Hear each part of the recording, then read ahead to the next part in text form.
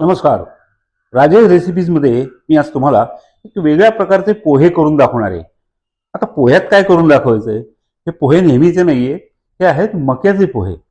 मक्याचे पोहे सुद्धा आपल्या नेहमीच्या पद्धतीच्या पोह्यासारखे करता येतात हे लक्षात आलं आणि मी करून बघितली रेसिपी. मस्त झाली. तुम्हालाही आवडेल. त्यासाठी लागतं काय काय साहित्य, ते कसे करायचे पोहे, तेही तुम्हाला दाखवतो. फोडणीचे मका पोहे करण्यासाठी हा जो कच्चा मका आहे, हा पातेल्यामध्ये घेऊन चांगला 2 मुठी पोहे घेतले आणि पातेल्यामध्ये चांगले ते 20 ते 25 मिनिटं स्वच्छ धुवून भिजवत ठेवले. थोडा कडक असतो हा पोहा, त्यामुळे भिजायला थोडासा वेळ लागतो, पण भिजल्यानंतर छान मऊ होतो बघा. आणि मग त्याची करण्याची पद्धत आपल्या नेहमीच्या पोह्यासारखीच, फक्त त्याचं गार्निशिंग थोडं मी वेगळ्या पद्धतीने करणार आहे. बाकीचं साहित्य आपल्या नेहमीच्या पोह्यासारखंच आणि कृती सुद्धा तशीच.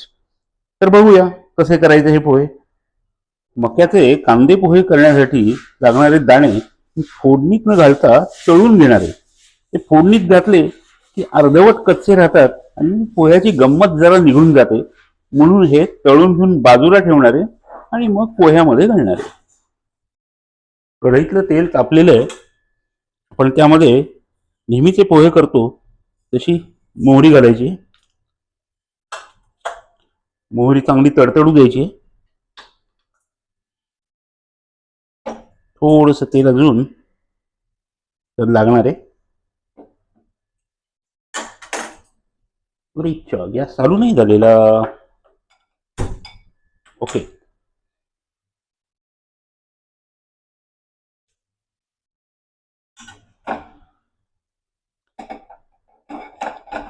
दाणे तेल तळलेले तेल गरमच होतं, त्यामुळे ही फोडणी व्हायला काय फारसा वेळ लागणार नाही.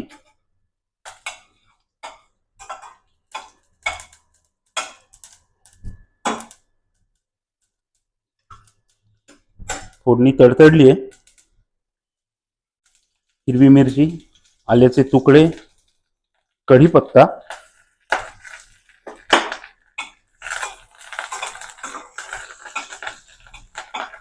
कच्चेपणा घालवायचा आहे त्याचा, लगेचच कांदा घालायचा.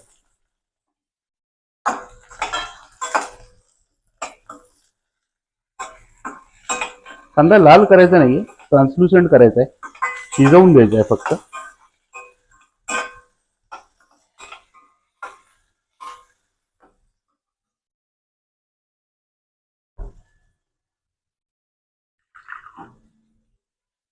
फोडणी जळू नये थोडस पाणी घालायचं.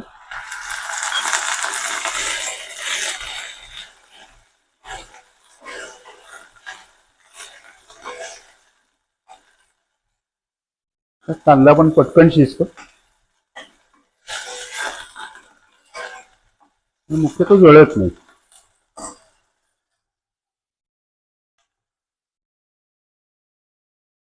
थोडी हळद, प्रमाणामध्ये मीठ, साखर आपण थोड्या वेळाने घालणार आहोत.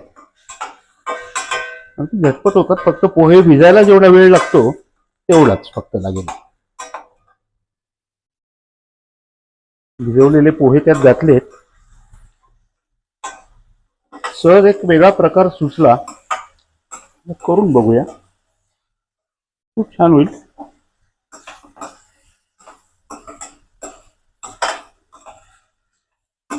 गॅस मात्र थोडा बारीकच ठेवायचा, पोहे खाली लागणार नाहीत. चांगले भिजलेले आहेत, त्यामुळे ते शिजतीलही पटकन.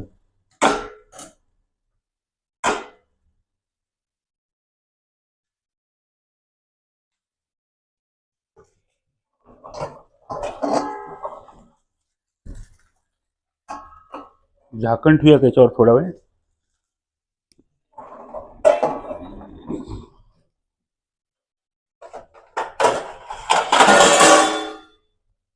एक वाफ आली की काढून घ्यायचे.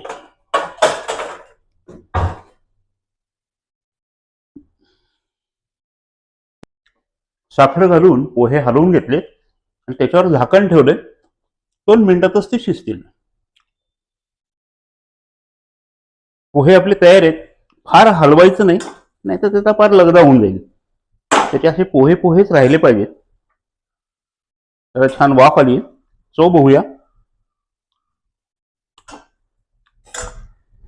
मस्त आलं. आता आपण याचं प्लेटिंग करून घेऊ आणि खाऊन टाकू. याचं प्लेटिंग थोड्या वेगळ्या पद्धतीने.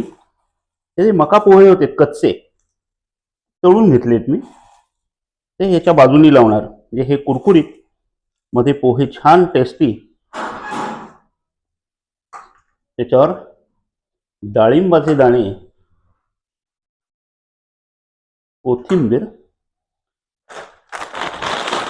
थोडी आलू भुजिया. एकदम फर्स्ट क्लास. करून बघा, नक्की तुम्हाला आवडेल बघा. असे हे सुंदर पद्धतीने गार्निश केलेले मक्याचे फोडणीचे पोहे अतिशय छान लागतात. आपल्या नेहमीच्या पोह्यासारखेच लागतात, पण प्रकार थोडासा वेगळा, त्याचं गार्निशिंग वेगळं. मस्त लागतं. करून बघा, नक्की आवडेल तुम्हाला.